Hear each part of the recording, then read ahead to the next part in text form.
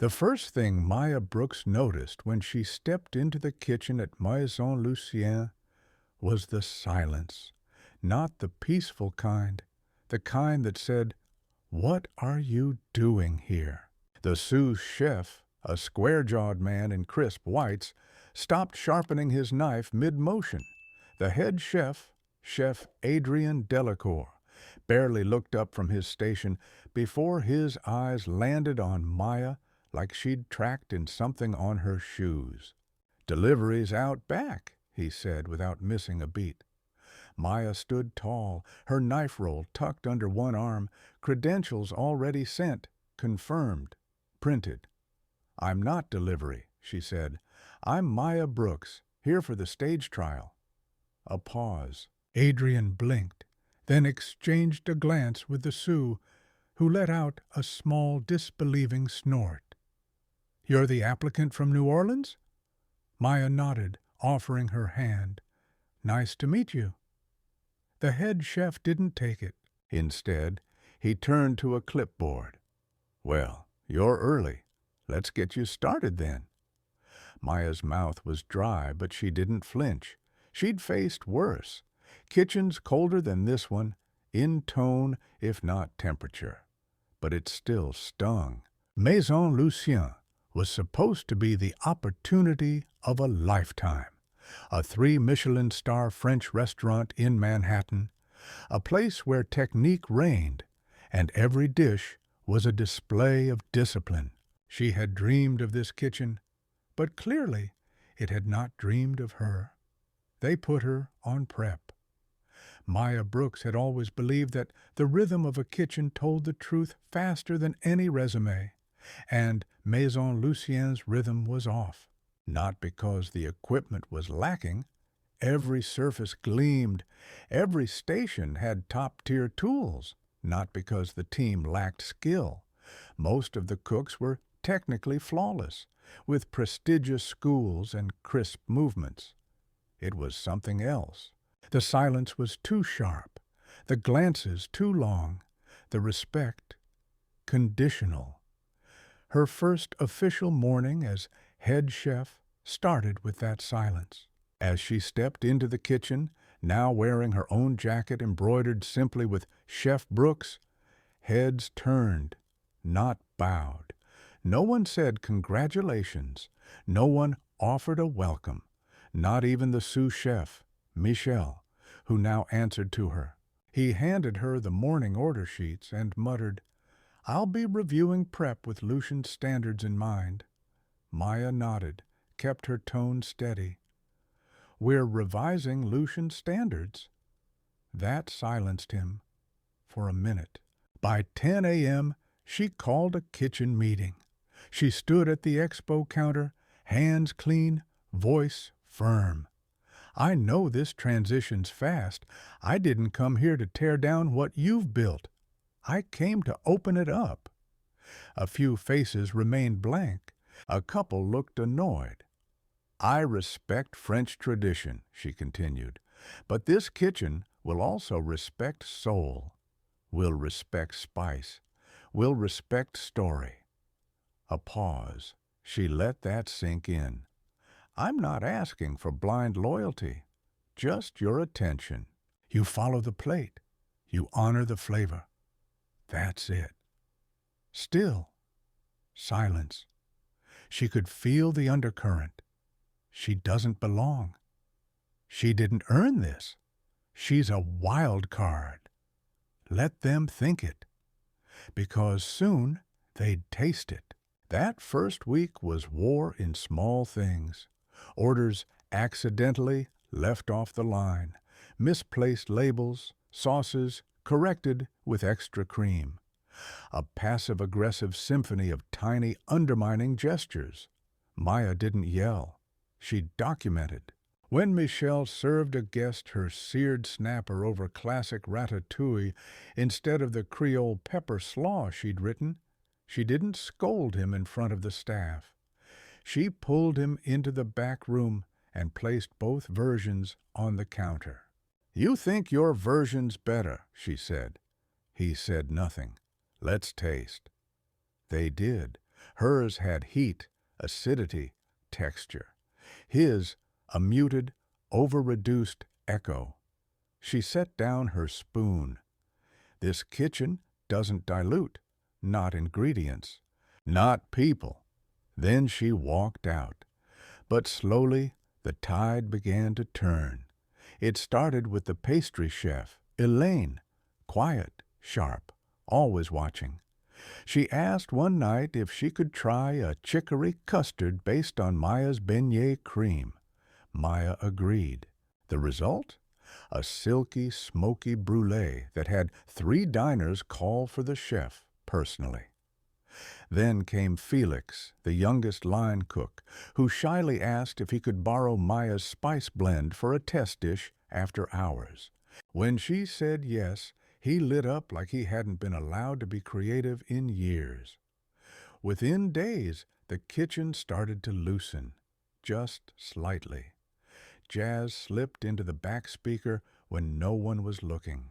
Staff meal got spicier. Cooks started laughing, not too loud, but it was a start. And at the end of every shift, Maya cleaned her own station, just like everyone else. James Calloway visited again a week later. He arrived in his usual understated way. No entourage, just a notepad and a quiet air of expectation. Maya had prepared a special tasting flight for him. 6 courses from her new spring menu: fried oyster tartlet with pickled okra foam, jambalaya risotto with parmesan tuile, roasted quail over cornbread polenta with wild honey juice, her grandmother's, gumbo, reimagined as a refined consommé with shellfish pearls, charred citrus-glazed duck with wilted greens, and for dessert, candied pecan cake with bourbon chantilly. Calloway took each bite with reverent silence. When he finished, he set down his fork, folded his napkin, and said, "This is the best food Maison Lucien has served since it opened." She thanked him, but before he left, he said something else. "Some of your staff are still dragging their feet. Fire the ones who don't want to follow." But Maya shook her head. "I'd rather convert them." Calloway raised a brow. "Why?" "Because someone converted me," she said, "with taste." He smiled at that, then left. The turning point came 2 nights later. The restaurant was packed. A well-known critic had slipped in, unannounced, but easily spotted. And midway through service, Michel, the sous chef, made a mistake. He oversalted the duck reduction. Panicked. The ticket was VIP. Maya took the pan from him, adjusted the base on instinct, adding a splash of cane vinegar, folding in a touch of burnt orange peel, and whisking it clean. Michel watched, stunned. She handed him the plate. "Send it, confidently." He did. The critic raved, called the dish revelatory. That night, Michel stayed after. He stood near the dish sink, unsure. "I thought you were here to tear everything down," he admitted. "I'm here to season what was bland," she replied. He nodded, then added, "We'll follow you now." From that moment, the kitchen changed. Maya introduced family-style staff meals on Sundays. Everyone brought a recipe from home. She invited the interns to taste test sauces with her, let junior cooks pitch plating ideas. She didn't just run the line, she raised it. Maison Lucien began to buzz in a new way.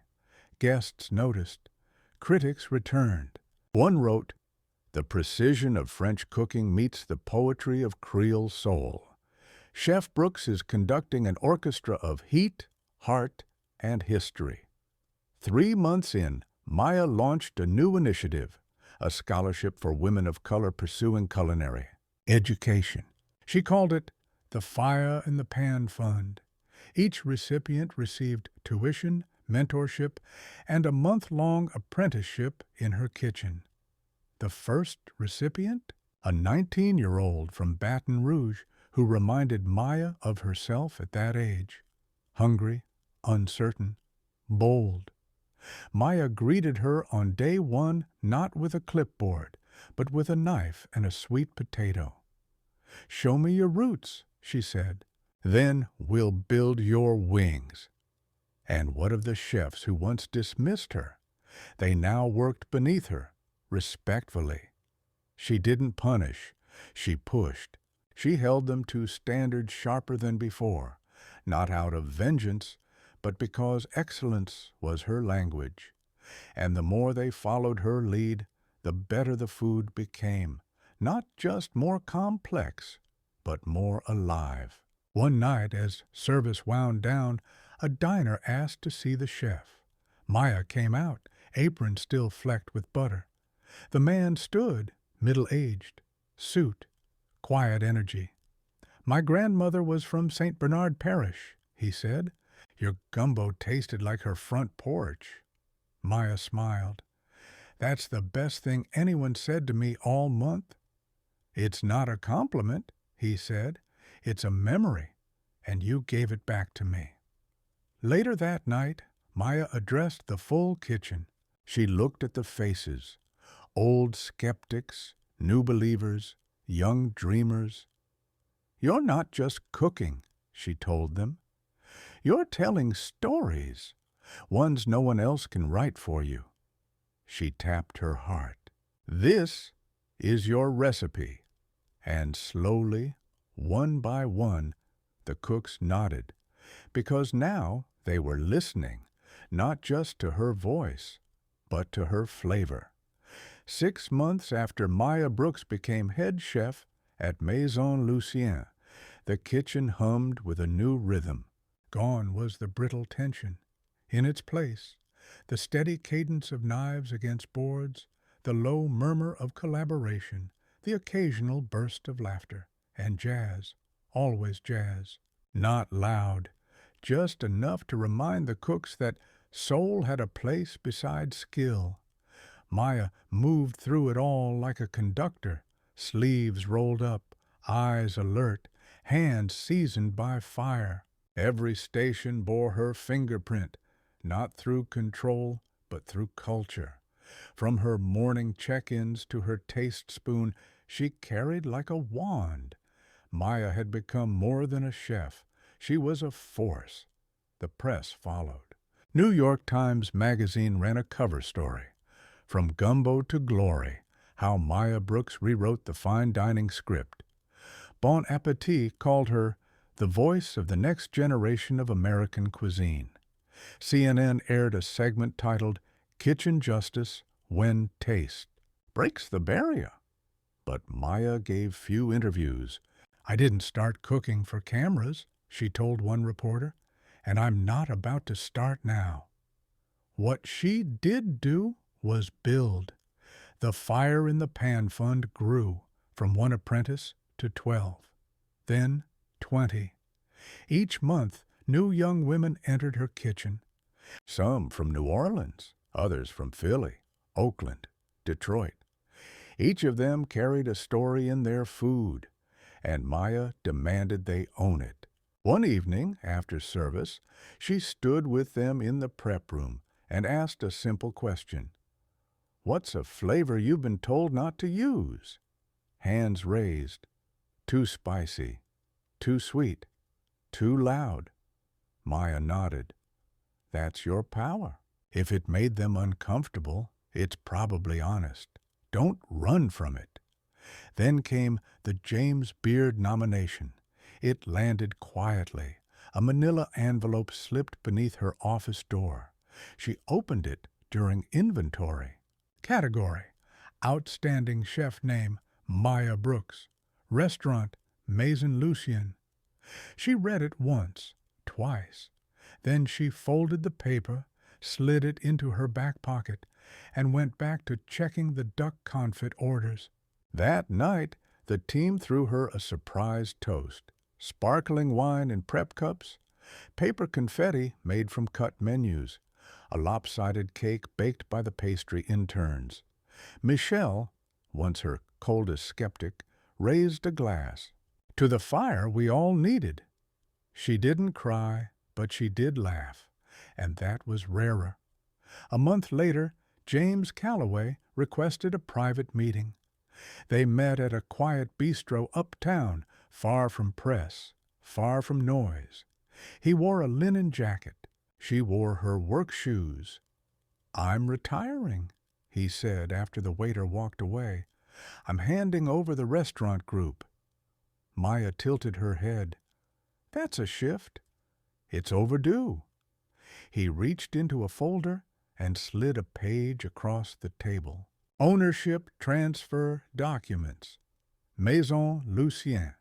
Maya Brooks, 51% controlling share. She stared at the paper. "I don't understand." "You do," he said.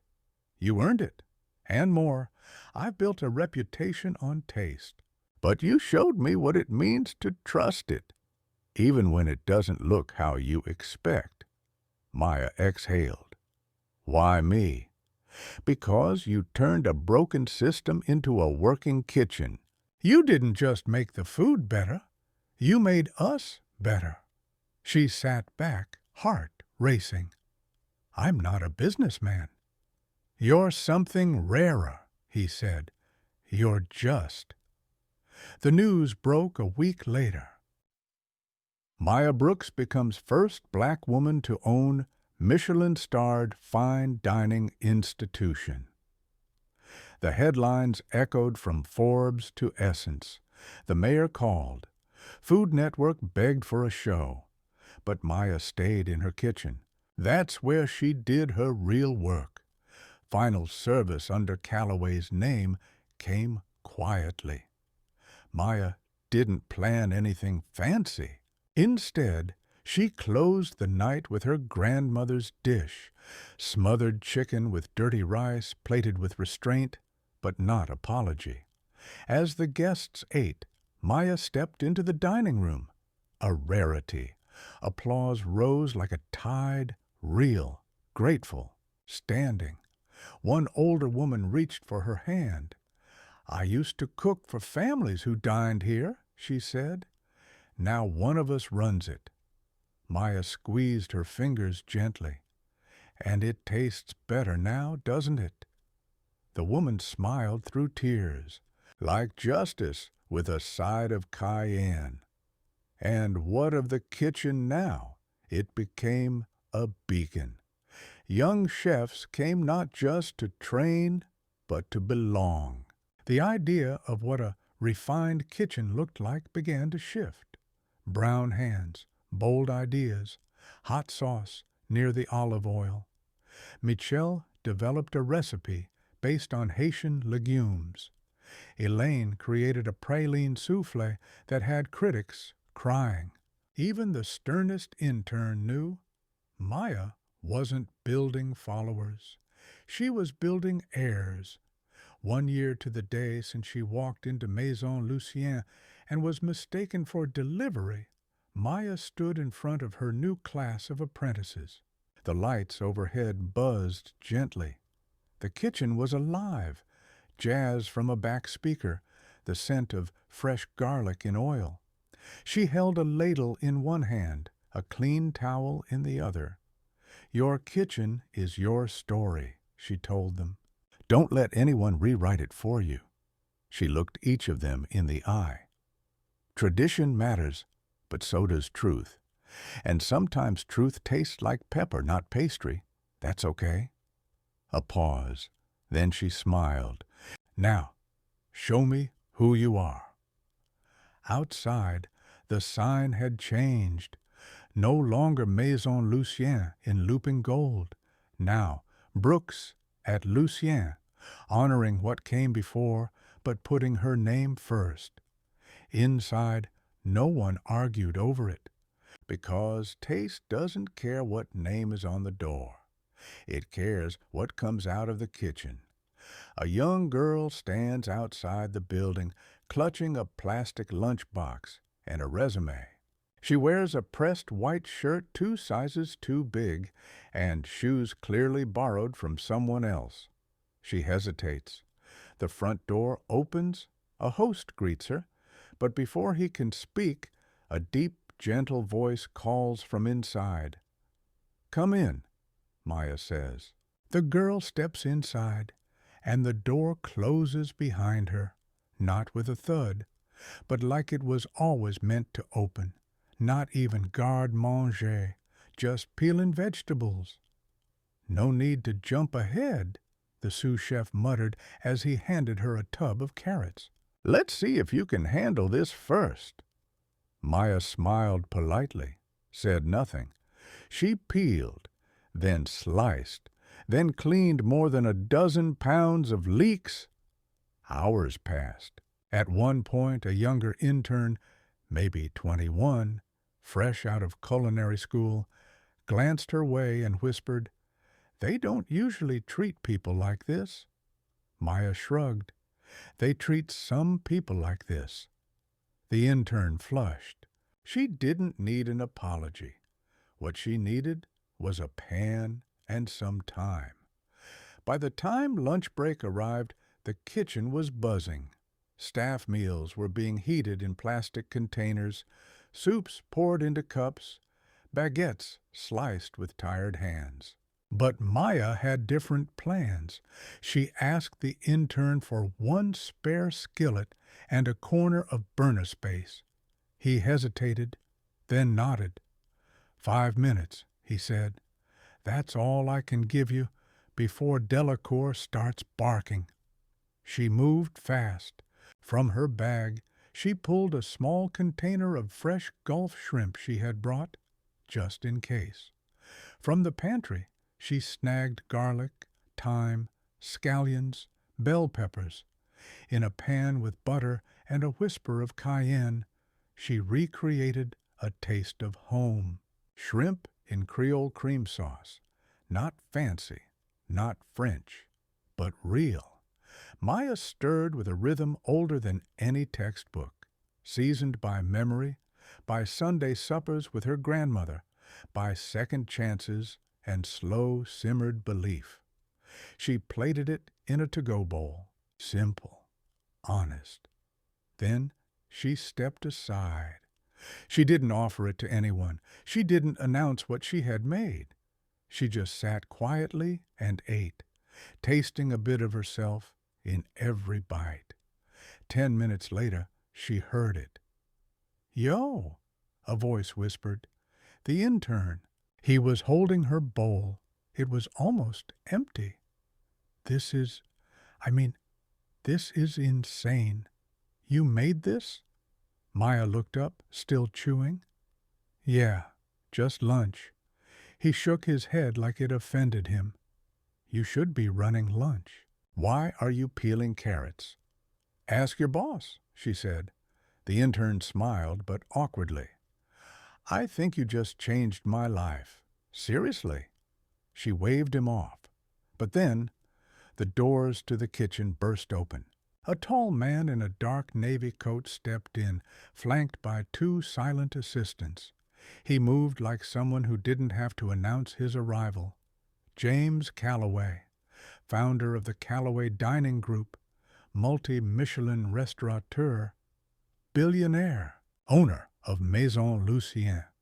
The air changed. Even Adrien Delacour straightened his jacket. "Mr. Calloway," he stammered, "we weren't expecting—" "I know," James said simply. "Didn't want you to expect me." He sniffed, turned. "What is that smell?" Everyone froze. James's eyes scanned the kitchen, narrowing. "That's not on my approved menu." Adrian stepped forward. "It might be from staff meal. We serve the apprentices—" "No," Calloway cut in. "That's not your usual slop. That's something else." He walked toward the corner where Maya sat. She stood, back straight, head high. He looked at the remnants of her bowl. "Who made this?" She raised a hand slightly. "I did, sir. Just something for lunch." James looked at her carefully. "What's your name?" "Maya Brooks." His brow lifted. "You're not the Maya Brooks who wrote Seasoned South?" he asked. "The one with that essay on rue and memory?" "I am," she said, stunned. "I cooked from that book for 6 months straight," he said. "Your shrimp étouffée saved my New Year's Eve party." Maya tried not to blink. Delacour stepped in. "We were just trialing her, but honestly, her style's a bit rustic for the Maison Lucien aesthetic. We strive for classical integrity." James raised a hand. "Quiet." He turned back to Maya. "You've been in this kitchen how long?" "5 hours." "And they had you doing prep?" She nodded. He exhaled, then turned back to Adrian. "You turned away the chef whose writing I've admired for a decade. The one whose recipe you plagiarized last year for that crab beignet." Adrian's face drained of color. "You're fired." Dead silence. James didn't repeat himself. Then, to Maya, "You want to run this kitchen?" She blinked. "What?" "You want to be executive chef of Maison Lucien?" She hesitated, only a second. "Yes," she said. He extended his hand. "Then it's yours." That night, Maya didn't go home. She stayed and wrote a menu.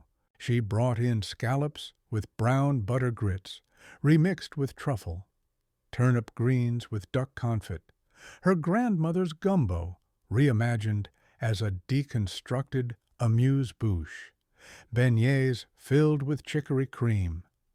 The staff stared, but they followed, some skeptically, some excitedly, some resentfully, but all of them listened. And at 7 p.m. sharp, Maison Lucien opened. By 8:30, the dining room stood in ovation, not out of politeness, but because their mouths were still stunned by what they had tasted. The next morning, Ida, Grub Street, and NY Times Food all ran with the headline, "Maison Lucien finds its fire and its soul," and beneath it, "Maya Brooks brings Southern heat to Manhattan's coldest kitchen."